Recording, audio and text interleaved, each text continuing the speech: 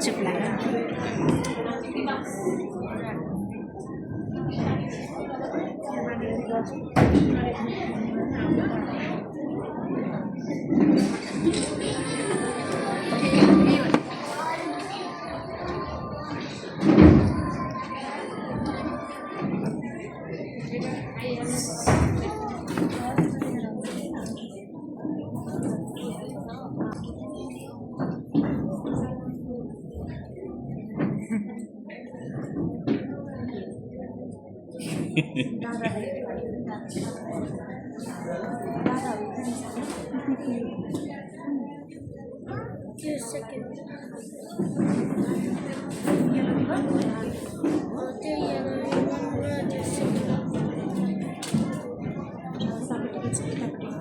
Yellow ribbon yellow ribbon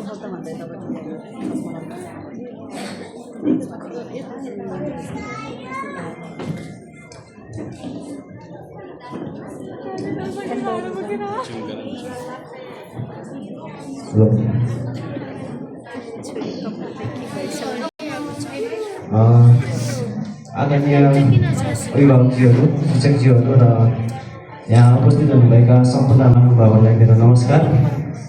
आजको यस कक्षा 4को stem डेमा उपस्थित हुनुभएका महानुभावहरूलाई धेरै धेरै धन्यवाद दिन चाहन्छु। र आजको दिनमा केवल डान्स र म्युजिक मात्र नभइकन हाम्रा विद्यार्थीहरूले स्टेम क्लासमा गरेका केही प्रोजेक्टहरू प्रस्तुत गर्ने एउटा विशेष दिन पनि रहेको छ। र म छोटकरीमा आफ्नो स्टेम क्लासको बारेमा केही जानकारी दिन चाहन्छु। म विगत 1 वर्षदेखि यसै विद्यालयमा स्टेम टिचरको रूपमा क्लास सञ्चालन गरिरहेको छु र आइटी फिल्डसँगै सम्बन्धित भएको कारण लामो समयदेखि यस क्षेत्रमा काम गर्दै आइरहेको छु।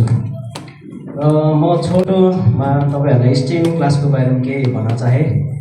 स्टेम क्लास भन्नाले 4वटा शब्द मिलेर बनेको एउटा टेक्निकल विषय हो जस अन्तर्गत साइन्स, टेक्नोलोजी, इन्जिनियरिङ र म्याथमेटिक्स पर्दछ। र यसै विषयसँग सम्बन्धित रहेर हामीले नानी बाबुहरूलाई सबै कुराहरू एकैसाथ सिकाइरहेका छौँ र उनीहरूले पनि नयाँ नयाँ कुराहरू सिक्ने अनुभव गरिरहेका छन्। यस वर्ष हामीले बेसिक मेकानिकल प्रोजेक्टबाट यस कार्यक्रमलाई सुरु गरिसकेका छौँ र आउने दिनहरूमा पनि हामी कोडिङ र डिजाइनिङ जस्ता एकदम महत्त्वपूर्ण कक्षाहरू सञ्चालन गर्ने तयारीमा रहेका छौँ र आउने दिनहरूमा पनि तपाईहरूले यसरी नै साथ र सहयोग दिनुभयो भने हामी यो कक्षालाई अझै अगाडि बढाउँदै Today we are here to present our project work on the topic of the reverse car parking. This is a reverse car parking system. We have a model to understand how car can avoid accident while parking. In this model, there is an IR sensor at the back of the car. Whenever the car comes closer to a wall or an obstacle, the sensor detects it and sends a signal to a light or a buzzer. The buzzer makes a sound to warn the driver. So in this model, we can see sensor and alarm that helps the car park safely. We can see this system in real car, especially in parking lot. This system helps us to understand that electrons can make drive safely. अब नेपालीमा यो एउटा reverse car parking वाला model हो। यो model car park गर्दा दुर्घटनाहरू हुनबाट कसरी रोक्छ भन्ने कुरा बुझाउँछ। यस कारको पछाडि सेन्सर राखेको छ। जब कार बाल वा पठारसँग नजिकै आउँछ, सेन्सरले पत्ता लगाउँछ र बजाजरमा लाइटलाई सन्देश दिन्छ। बजाजले आवाज निकालेर चालकलाई चेतावनी दिन्छ। यो मोडलमा हामी देख्न सक्छौँ कि सेन्सर र अलार्मले कसरी कार सुरक्षित बनाउन मद्दत गर्छ। यो प्रणालीले वास्तविक कारमा विशेष गरी पार्किङमा देख्न सक्छौँ। यो मोडलले इलेक्ट्रोनिकले कसरी कारलाई सुरक्षित बनाउन सकिन्छ भन्ने कुरा बुझाउँछ। धन्यवाद। Good morning, I'm Olivina Guru from grade 4 Manaslu. Good morning everyone, it's Smiti Zurani from grade 4 Manaslu. Good afternoon everyone, it's Smiti Vidalanchan from grade 4 Manaslu. Today we are here to give presentation of STEM. The topic of our presentation is automated street light. This is an automated street light model. We make this model to understand how street lights can turn on and off automatically. In this model, the light is powered by a battery. It also has a light sensor that can detect sunlight. During the day when there At night, when it becomes dark, the sensor detects the low light and tells the light to turn on automatically. In this model, the youth also has a NOR gate. The NOR gate works like a switch. When the sensor sends a dark signal, the NOR gate changes it so that the light could turn on automatically. So in this model, we can see how gate, switch and sensors work together to turn on and off the light without anyone touching it. We can see the system in real parks, highways and roads. In this model, we can see how electricity and switch work together to make our life easier and save energy. अब नेपालीमा यो एउटा automatic stick line भनेको यो मोडलले automatic stick लाइनहरू कसरी बन्द र बुझ्छ भन्ने कुरा बुझाउँछ। यस मोडलमा ब्याट्रीले लाइटलाई बिजुली दिन्छ। यसमा सेन्सर लाइट पनि हुन्छ जसले सूर्यको प्रकाश पत्ता लगाउँछ। दिउँसो जब अँध्यारो हुन्छ सेन्सरले सूर्यको प्रकाश कम भएको पत्ता लगाउँछ आँखा खुल्नु भन्छ।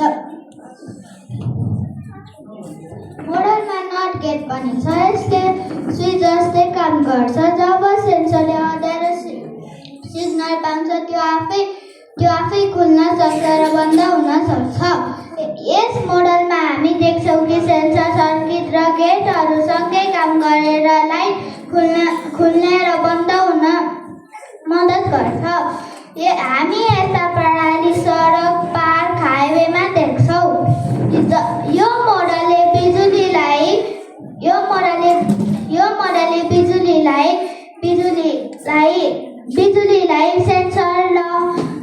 सेन्सरले हाम्रो जीवनलाई कसरी मद्दत गर्छ भन्ने कुरालाई बुझाउँछ।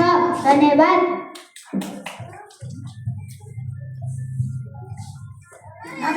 Namaskar, my name is Rishi Wagre. My name is Ronik Khajura. Namaskar, I am Mr. Kumar from class 4 Jugal. Today we would like to tell you about our project, the Quirky Line Following Robot. The Quirky Line Following Robot follows a black line on the floor using its sensor. Quirky can turn forward, turn left, turn right automatically along the line. We created a small Quirky robot and program it to follow a path. Quirky is used in school for learning.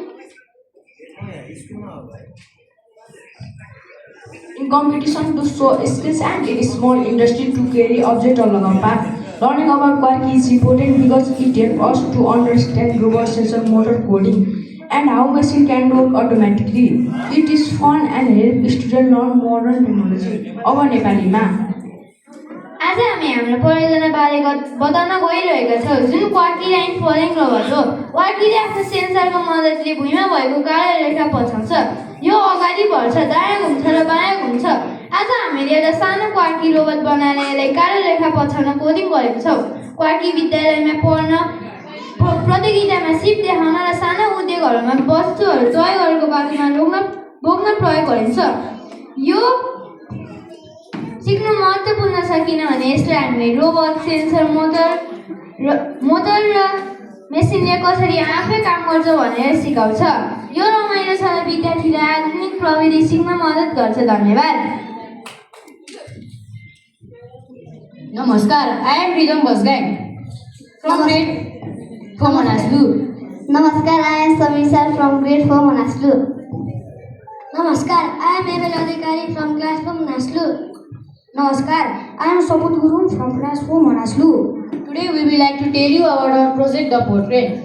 The port crane is a big machine used in port to lift and move heavy containers from ship to the land and land to the ship. It can move up, down, left and right to carry containers safely. We made a small model of a port crane. It can lift objects using motor, machine and how port crane work in real life. आज हामी हाम्रो परियोजनाको बारेमा बताउन चाहन्छौँ जुन हो port crane. यो ठुलो मेसिन हो। यसले जहाजबाट भारी क्रेन उठाएर जमिनमा राख्छ र जमिनबाट जहाजमा पठाउने काम गर्दछ। यसले माथि तल बाहिर दायाँ गर्न सक्दछ। हामीले मोटर प्रयोग गरेर सानो पोर्ट क्रेन बनाएका छौँ जसले वस्तु उठाउन सक्दछ। यस परियोजनाले हामीलाई मोटर, मेसिन र पोर्ट क्रेन कसरी काम गर्छ भन्ने बारे सिक्न मद्दत गर्दछ। धन्यवाद।